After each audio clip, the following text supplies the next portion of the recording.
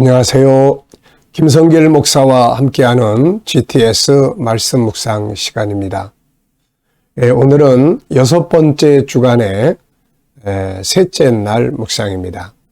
셋째 날 묵상의 주제는 숨겨진 비밀 찾기가 되겠습니다.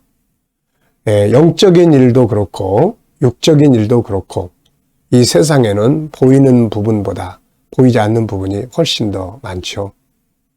그래서 항상 눈에 보이는 익숙한 것만 쫓아가면 변화와 발전이 없고 어느 날 도태되게 됩니다. 그래서 우리는 항상 숨겨진 것들을 잘 찾아내는 관심을 갖고 질문들을 하고 그래서 숨겨진 새로운 방법들을 또 찾아갈 수 있어야 합니다.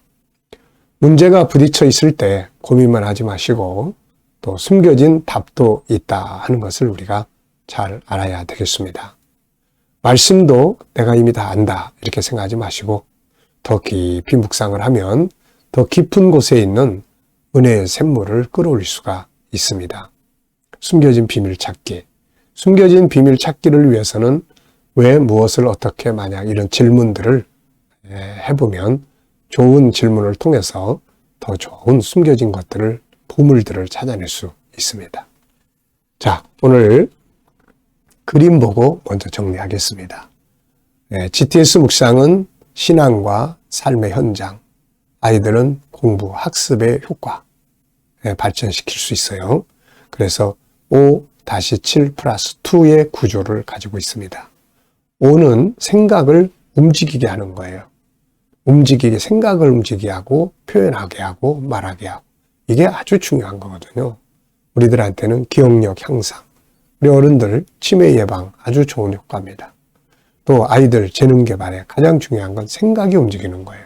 그리고 자기 생각을 당당하게 표현하는 겁니다. 이게 교육이 기본이 되는 거죠.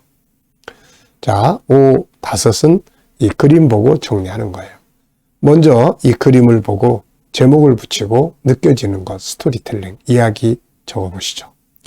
이 그림에 제목이 붙어 있어요. 첫째, 율법을 받음. 그러니까 시내산에서 3가지를 했는데 그 첫 번째로 율법, 계명을 받은 거죠.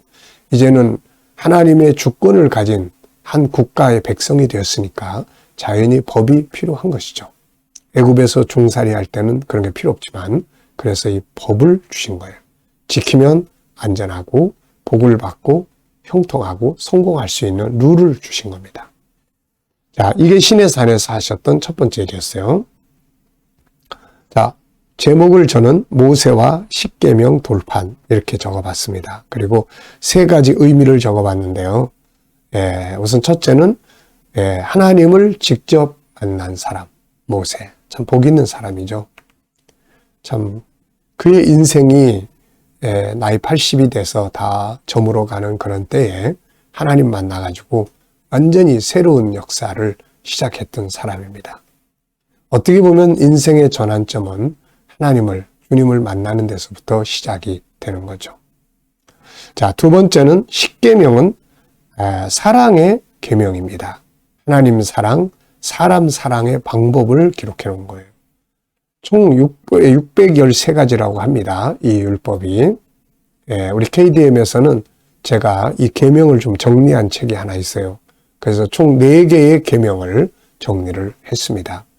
그래서 그 중에서 대표적인 게 10가지의 계명이에요. 나머지는 이 속에 다 포함되어 있는 세부적인 내용들이죠. 하나님 사랑, 사람 사랑. 3번째는 계명의 목적은 복을 받게 하고 우리에게 행복하게 하고 인생을 성공하게 만들어주는 내용, 비결이 담겨져 있습니다. 그래서 우리가 계명 그러면 무겁게 생각할 게 아니라 그 속에서 막 기쁘고 감사하죠. 잘 되는 비결이니까요. 자, 2번째는 분석입니다. 눈에 보이는 것과 숨겨져 있는 보이지 않는 영역의 내용들이에요. 자, 우선 눈에 보이는 것은 모세, 돌판 2개, 또 배경의 붉은색, 또 주변의 산, 이런 모습입니다. 보이지 않는 부분에는 이곳에 임재하신 하나님, 그리고 지금 이 돌판을 든 모세의 마음, 얼마나 흥분되어 있을까요? 또 하나님이 십계명을 주신 이유와 십계명의 의미들, 그리고 나의 삶과 이 계명과의 관계. 네, 이것도 아주 중요한 것입니다. 네. 자, 세 번째는 그림에서 가장 중요한 것은 무엇인가요? 자, 하나님이 주신 계명이죠. 하나님이 주신 계명. 국가의 법을 보통 사람들이 만듭니다. 헌법기관에서 법을 만들어요. 다른 나라의 법도 참고하고 또 우리나라의 그런 문화도 참고해서 관습적인 법도 있고 생활 속에서 늘 반복되어진 어떤 공감대를 가진 사회적 정체성이죠. 그런 것들을 법으로 정하기도 하고 또 다양하게 만들어요. 근데 이스라엘은 하나님이 법을 주셨어요. 참 복 있는 민족입니다. 자, 연상법 훈련입니다. 이걸 보시면서 떠오르는 것, 저는 먼저 출애굽 20장, 십계명, 또 시내산에 올라가서 모세가 이 돌판을 받는 그런 장면, 그리고 모세를 하나님이 쓰시기 위해서 세 가지의 교육을 시킨 내용이 있어요. 모세는 몰랐지만 하나님은 이미 모세를 세상에 보내실 때 이 사명을 위해 보내셨기 때문에 교육을 시키기 시작을 했죠. 그래서 모세가 받은 교육은 세 가지였습니다. 이 세 가지 교육 받느라고 자그마치 80년이 걸렸어요. 80년. 그 첫 번째는 정체성 교육입니다. 나는 누군가? 모세가 애굽의 공주의 아들로 성장을 했지만 그는 내면에 자기 정체성을 알고 있었어요. 모세의 정체성은 무엇입니까? 겉사람은 애굽 사람으로 성장했지만 내면의 세계는 히브리인이죠. 이 히브리인의 정체성이 없으면 이스라엘 사람들을 애굽에서 건져내지 못하는 거죠. 그래서 이 정체성 교육. 그 다음에 두 번째는 리더십 교육입니다. 노예 생활을 하면서는 리더십 교육이 안 되죠. 그래서 하나님께서 애굽의 왕자로 성장할 수 있도록 기회를 만든 거죠. 그래서 애굽의 왕자로서 당당한 리더십을 공부하게 하셨던 겁니다. 그리고 세 번째는 이제 자기 자신을 버리게 만드는 훈련이었어요. 자, 사람은 뭔가를 많이 배우고 가지고 있으면은 자꾸 자기가 하려고 합니다. 하나님의 일은 내가 하지만 내가 하면 안 돼요. 하나님의 일은 하나님이 하셔야 하고 나는 하나님의 역사를 따라가는 종이 되어져야 하는 거죠. 모세가 애굽의 리더십을 가지고 자기가 막 이스라엘을 구원해 보려고 했죠. 그러다가 사람만 죽였습니다. 이게 인간의 모습이에요. 그러니까 나중에라도 모세가 광야에서 이스라엘 백성들을 데리고 가면서 막 자기 혈기대로 하고 그랬다면은 하나님이 일하실 기회가 없죠. 그래서 하나님이 모세가 가지고 있는 것을 다시 다 버리도록 시내서 하는 이 미디안 광야로 데려가셨어요. 그리 보냈죠. 거기서 40년. 나중에는 뭐 좀 하라고 그래도 난 못합니다. 네, 나는 아무 힘이 없습니다. 이렇게 된 거죠. 그때 하나님이 일을 하실 수 있게 된 거고, 그래 부르신 거예요. 그래서 이렇게 모세의 교육 세 가지. 참 우리가 세상 살아가면서도 이 세 가지 교육은 정말 중요한 교육이에요. 정체성 교육, 리더십 교육, 그리고 하나님을 중심으로 일할 수 있도록 자기를 내려놓는 훈련, 교육. 이런 게 아주 중요합니다. 상상력 키우기입니다. 이 그림 가운데 두시고 저는 앞에는 창세기 1장 27절을 그려볼 것 같아요. 왜냐하면 하나님이 주신 법이 사실 세 부류로 내려왔거든요. 그 첫 번째는 우리 양심의 법. 하나님의 형상대로 만들어졌다는 것은 우리 안에 하나님의 룰이 담겨져 있다. 성품으로 담겨져 있는 거예요. 이게 첫 번째 법이에요. 그 첫 번째 법은 우리 내면에 주어졌어요. 그 다음에 죄가 들어오면서 우리 내면의 세계가 망가지기 시작을 하죠. 그래서 하나님이 그 다음에 문서로 된 법을 줍니다. 이 법을 주시고, 그런데 문제는 인간이 이 법대로 못 살기 때문에 그 다음에 세 번째 법을 주셨는데 그게 이제 다음 그림이에요. 다음 그림은 십자가의 법이에요. 이 율법을 다 법을 지키지 못하면서 멸망으로 가지 않도록 십자가의 은혜의 법을 주신 거죠. 그래서 이제 우리는 예수를 믿으면서 안전하게 평안하게 이 법을 지켜갈 수 있게 된 거죠. 중요한 것은 예수를 믿는다고 해서 법이 필요 없는 게 아니에요. 바울 사도는 로마서 3장에서 그 이야기를 강조하고 또 5장에서 6장에서 계속 그 이야기를 강조합니다. 그래서 이 법을 필요 없는 게 아니라 이제는 예수 안에서 죄사함의 길이 있기 때문에 법을 못 지켜도 전혀 문제될 거 없어요. 단지 법은 우리가 가야 될 기준입니다. 그래서 이 법을 지켜가는 거예요. 자, 미래를 어떻게 살고 싶은가요? 그렇다면 지금 무엇을 해야 될까요? 자, 오늘도 우리 한번 미래의 꿈을 꾸면서 비전을 그려보면서 적어보시기 바랍니다. 자, 본문 말씀 읽어보겠습니다. 2, 9, 6 이렇게 돼 있죠. 구조는 하나님이 모든 말씀으로 말씀하여 이르시되 나는 너를 애굽 땅 종되었던 집에서 인도하여낸 네 하나님 여호와니라. 너는 나 외에는 다른 신들을 내게 두지 말라. 너를 위하여 새긴 우상을 만들지 말고 또 위로 하늘에 있는 것이나 아래로 땅에 있는 것이나 땅 아래 물속에 있는 것에 어떤 형상도 만들지 말며 그것들에게 절하지 말며 그것들을 섬기지 말라. 나 내 하나님 여호와는 질투하는 하나님인즉 나를 미워하는 자의 죄를 갚되 아버지로부터 아들에게로 3, 4대까지 이르게 하거니와 나를 사랑하고 내 계명을 지키는 자에게는 1000대까지 은혜를 베푸느니라. 너는 네 하나님 여호와의 이름을 망령되게 부르지 말라. 여호와는 그의 이름을 망령되게 부르는 자를 죄 없다 하지 아니하리라. 안식일을 기억하여 거룩하게 지키라. 엿새 동안은 힘써 내 모든 일을 행할 것이나 일곱째 날은 내 하나님 여호와의 안식일인즉 너나 내 아들이나 내 딸이나 내 남종이나 내 여종이나 내 가축이나 내 문 안에 머무는 객이라도 아무 일도 하지 말라. 이는 엿새 동안에 나 여호와가 하늘과 땅과 바다와 그 가운데 모든 것을 만들고 일곱째 날에 쉬었음이라. 그러므로 나 여호와가 안식일을 복되게 하여 그날을 거룩하게 하였느니라. 내 부모를 공경하라. 그리하면 내 하나님 여호와가 내게 준 땅에서 내 생명이 길리라. 살인하지 말라. 간음하지 말라. 도둑질하지 말라. 내 이웃에 대하여 거짓 증거하지 말라. 내 이웃의 집을 탐내지 말라. 내 이웃의 아내나 그의 남종이나 그의 여종이나 그의 소나 그의 낙이나 물은 내 이웃의 소유를 탐내지 말라. 아멘. 자, 어제, 오늘, 미래 감사한 일들 적어보시기 바랍니다. 자, 어제 감사한 일들이 또 무엇인지, 오늘 하루 시작하시면서 감사한 일이 뭔지, 또 미래에 감사하고 싶은 것은 무엇인지 한번 적어보시기 바랍니다. 자, 오늘은 이제 숨겨진 비밀 찾기입니다. 계명들 속에 들어있는 숨겨진 의미들을 생각을 해보겠습니다. 첫째, 1계명의 의미를 느끼는 대로 설명해 보세요. 자, 1계명은 나 외에 다른 신들을 내게 두지 말라. 이런 말씀이죠. 자, 여기에 의미는 뭐가 있을까요? 저는 두 가지를 적었습니다. 첫째는 하나님만이 유일하신 하나님이다. 그리고 다른 것들은 신이 아니다. 신은 한 분뿐이에요. 신이 둘일 수가 없는 겁니다. 한 나라의 왕이 둘일 수 없고 한 가정의 아버지가 둘일 수가 없는 거죠. 마찬가지로 신은 한 분뿐이시다. 그분은 만물을 창조하실 수 있는 분이어야 한다. 이런 거죠. 두 번째 계명의 의미. 자, 두 번째 계명은 우상을 만들지 말고 섬기지 말라는 계명입니다. 여기에는 세 가지의 우상의 성격이 있습니다. 하나는 모양을 만들어 놓고 형체를 만들어 놓고 숭배하는 것들.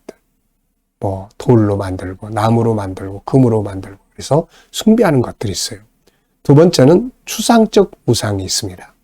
추상적 어떤 이렇게 희한하게 만들어 놓은 것들이 있어요.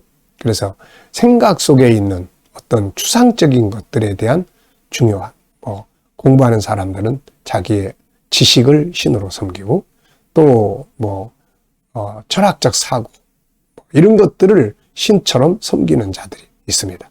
세 번째는 가치적 우상이 있어요. 자식들을 제일 중요하게 여긴다든지 돈을 제일 중요하게 여긴다든지 만약에 돈을 하나님보다 더 중요하게 여긴다면 이게 우상이 돼버리고 마는 거죠. 요즘 사람들은 스포츠가 우상이 되기도 합니다. 또 연예인들이 누가 내 우상이야 이런 말들을 많이 쓰죠. 이거는 하나님 앞에서는 사용하면 안 되는 말들이에요. 하나님보다 더 중요한 거는 없기 때문에 그렇습니다. 세 번째 계명은 하나님의 이름을 망령되게 하지 말라 하는 건데요. 자, 하나님의 이름을 망령되게 하지 말라 하는 것은 하나님의 이름을 욕되게 하지 말라는 거거든요. 아무렇게나 부르지 말라 하는 겁니다. 이걸 위해서 우리가 중요한 것이 뭐냐면 불신이에요. 하나님의 이름으로 기도해 놓고 믿을 수 없어. 뭐 하나님의 이름을 불러놓고 하나님은 안 계실 거야. 뭐 이런 것들은 하나님의 이름을 아주 망령되게 부르는 거죠. 또 내가 부덕스럽게 행동해서 하나님의 이름을 욕먹게 만드는 행위, 이런 것들이에요. 아유, 예수 믿는 것들이 말이지 저러면 안 돼. 예수 믿는 것들은 아주 나쁜 것들이야. 막 이러면은 하나님이 욕을 먹는 거거든요. 이런 것을 하지 말라. 그런 얘기. 하나님은 욕먹을 이름이 아니라 찬양을 받으시기에 합당한 이름이거든요. 네 번째 계명입니다. 안식일을 거룩하게 지켜라. 자, 이것은 세 가지의 의미를 전 적어봤습니다. 첫째, 하나님의 것과 사람의 것을 구별을 해야 된다. 안식일은 하나님의 날이에요. 이날 내가 멋대로 막 놀고 내일 하면 안 됩니다. 안식일 하나님의 것이요. 두 번째는 안식의 중요성이에요. 이날은 하나님의 날이기 하면서도 하나님이 그 날을 왜 정하셨느냐? 우리를 휴식하게 하기 위한 거예요. 그래서 요즘에는 뭐 토요일도 쉬게 하고 주일도 쉬게 하고 그러지 않습니까? 그래서 안식의 중요성. 사람은 때로는 쉼이 필요해요.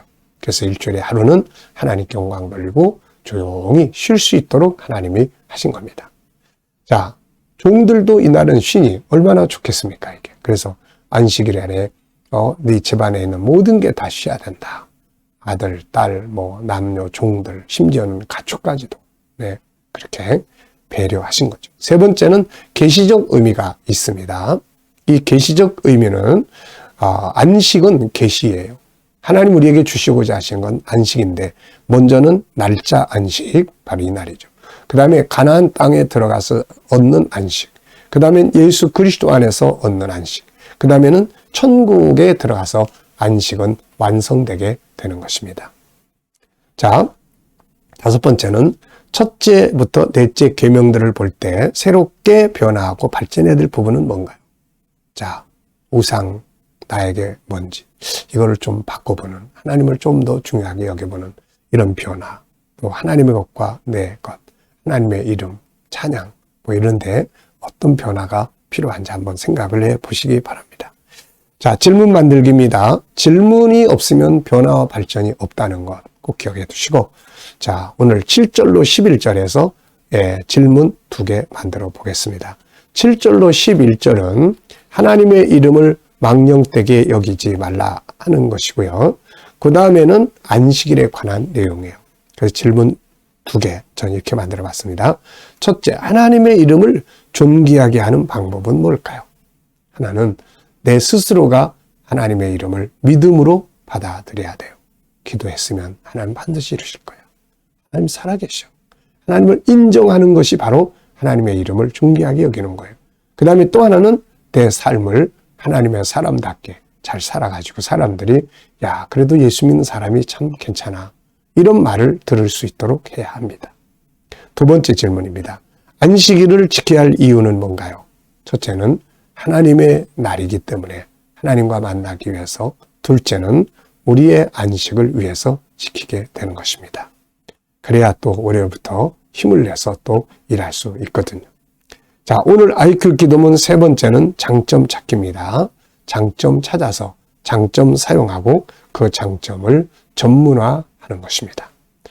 자, 오늘의 과제입니다. 삶의 현장에서 다양한 질문들을 만들어 보시기 바랍니다. 그러면 뭔가 새로운 것들을 또 찾아갈 수가 있습니다. 자, 오늘도 묵상 중에 묵상하겠습니다. 다 눈을 감으시고 본문을 한번 쭉 생각을 해 보십시오. 그리고 마음의 소원, 오늘 또 내가 해야 될 일, 만나야 할 사람, 그리고 부딪힌 문제들, 내 업무들 한번 쭉 생각해 보시고 주님께 물어보십시오. 주님, 이럴 때 제가 어떻게 해야 될지요? 주님이라면 어떻게 하시겠습니까? 주님, 주여, 주께서 또 이 사람 앞에 이 사람 만나서 무슨 말 하시겠어요? 그리고 기다려 보시면 떠오르는 말씀이 있고 지혜가 있고 감동이 있습니다. 이 영감을 가지고 오늘도 살아보시면 좋은 하루가 될 수 있습니다. 기도하고 마치겠습니다. 주님 감사합니다. 오늘도 주신 영감을 가지고 복된 하루 되게 하여 주시옵소서. 우리 자녀들, 친척들, 동료들, 믿지 않는 자들 다 주께 돌아와 속히 구원받게 하여 주시고 오늘도 성도들과 자녀들의 직장과 사업장들이 복되게 하시고 새로운 일터를 구하는 자들에게는 좋은 일터들이 예비되게 하여 주시고 오늘도 치료받는 교우들에게 은혜 베푸셔서 감당할 수 있는 힘을 주시고 또 모든 암의 세포들이 다 바이러스들이 소멸되게 하여 주시옵소서. 주님, 오늘도 나라를 통치하는 지도자들에게 지혜를 주셔서 나라를 바르게 이끌어가게 하여 주시고 오늘도 세계 곳곳에 있는 선교사님들과 저들의 사역 가운데 은혜 베풀어 주시옵소서. 우크라이나의 전쟁도 속히 끝나게 하여 주시고 코로나도 온전히 종식돼서 이제 천국 복음 들고 다시 온 세계로 나아갈 수 있게 하여 주시옵소서. 주님, 오늘도 우리의 장점들 잘 찾아서 활용하게 하시고 전문화하게 하시고 우리 자녀들 속에 있는 장점들을 잘 찾아서 발전시켜가게 하여 주옵소서. 감사하며 예수님의 이름으로 기도하옵나이다. 아멘.